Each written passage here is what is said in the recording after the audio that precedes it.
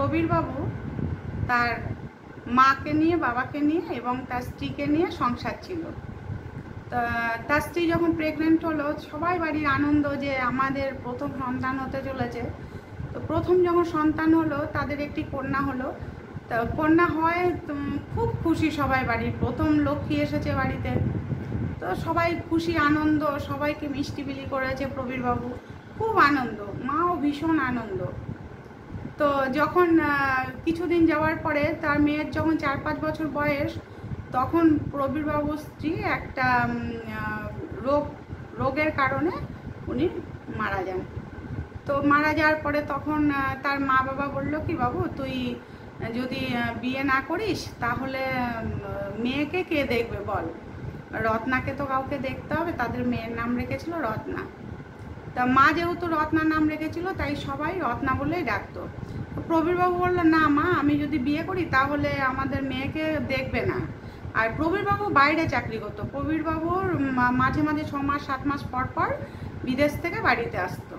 তো এরকমভাবে দিন চলতে থাকলো। তো প্রায় 6 মাস পরে যখন আসলো, আসার পরে দেখলো মেয়ে খুব রোগা হয়ে গেছে, আগের মতো আর মেয়ে নেই, তার শরীর চেহারা খুবই খারাপ হয়ে গেছে। কেননা বাবা মার বয়স হয়েছে, সেখানে কি করে মেয়ে মানুষ করবে, কি করে স্কুল যাওয়া, দিয়ে আসা, নিয়ে আসা। তখন বড় হয়েছে, স্কুলে ভর্তি করছে, তখন মা বাবার কথা মতো সে আবার বিয়ে করলো। দ্বিতীয় বিয়ে করলো। সেই বউ ভীষণ ভালো ব্যবহার, তার কথাবার্তা, শ্বশুর শাশুড়িকে দেখা, সমস্ত কিছু তার মানে নখদর্পণে। খালি স্বামীকে বলতো, তুমি কোনো চিন্তা করবে না, দিদি যা করেছে, তোমার মানে রত্নার মা যা করেছে তার থেকে বেশি ছাড়া আমি কম করবো না, তোমাকে কোনো কথা কোনোদিনও শুনতে হবে না। এদেরকে নিয়ে যেমন মেয়েকে ভালোবাসবো, সেরকম বাবা মাকেও ভালোবাসবো, তুমি চিন্তা করো না। এই করতে করতে দিন যায়, দিন আসে। এমনি মেয়েকে করতো কি, পড়াশোনা করাতো না। তখন যখন তার হাজব্যান্ড বাড়ি থাকতো না, তখন বাইরে থাকতো, তখন মেয়েকে একদম পড়াশোনা করাতো না, সারাদিন সংসারে কাজ করাতো। আর মেয়েকে বলতে, এসব কথা যদি তোর বাবা জানতে পারে তাহলে কিন্তু তোকে এই বাড়ি থেকে তাড়িয়ে দেবো। তা আস্তে আস্তে তার ঠাকুমা দাদুও বয়স হয়ে গেছিলো, তারপরে আস্তে আস্তে তারা গত হয়ে গেছেন। এবার মা আর মেয়ে, তারপরে তার আবার একটি ভাইও হয়, মানে এই ঘরে তার সৎ মায়ের একটি ভাই হয়। মেয়েটি তাকে মা বলে আঁকড়ে ধরতে চেয়েছিল, কিন্তু মা তাকে মেয়ে হিসেবে দেখতে চায়নি। এবার আস্তে আস্তে মেয়ে যখন বড় হলো, তার ছেলেও যখন বড় হলো, ভাবলো যে ভাগটা তো মেয়ে পেয়ে যাবে। তখন সে কী করলো, স্বামী যখন বাইরে থাকতো বলতো, তোমার মেয়ের কোনো চিন্তা করো না, আমি তো আছি, আমি তোর মা, তুমি কেন এত চিন্তা করো। কিন্তু স্বামীর মনে একটা দ্বিধা ছিল যে সৎ মা কি কখনো মায়ের জায়গা নিতে পারে। কিন্তু সে যখন বাড়িতে থাকতো, তার মানে বউ, দ্বিতীয় বউ যখন যা যত্ন করতো, যা ভালোবাসতো, আর মেয়েকে বলে রেখেছিল, তুই যদি কিছু বলিস তাহলে আমি কিন্তু তোকে এই বাড়ি থেকে তোর বাবা যাওয়ার পরে তাড়িয়ে দেবো। তো যাই হোক, মেয়ে আর কিছু বলতো না। তা মেয়ে যখন বড় হলো, 16-17 বছর বয়স হলো, তখন বাবা আবার কাজে বেরিয়ে গেছে, বিদেশে চলে গেছে। তখন বিদেশে যাওয়ার পরে মা করলো কি, একটা গরিব একদম ভিখারি ঘরে, মানে দিন আনা দিন খাওয়াও না, একবেলা খেতে পায় তো আর একবেলা খেতে পায় না, এই করে করে তাদের সংসার চলতো। সেই ঘরে টাকার লোভ দেখিয়ে সে, তাদের যেহেতু অর্থ ছিল, তার স্বামী বিদেশে চাকরি করতো, সব টাকা পয়সা বউয়ের হাতেই থাকতো। সে করলো কি, তাদের বাড়িতে অর্থ দিয়ে ওরকম একটা বয়স্ক ছেলের সঙ্গে, মানে মেয়েটির যা বয়স তার 3 ডবল বেশি বয়স ছেলের সঙ্গে বিয়ে দিয়ে দিল তার মা।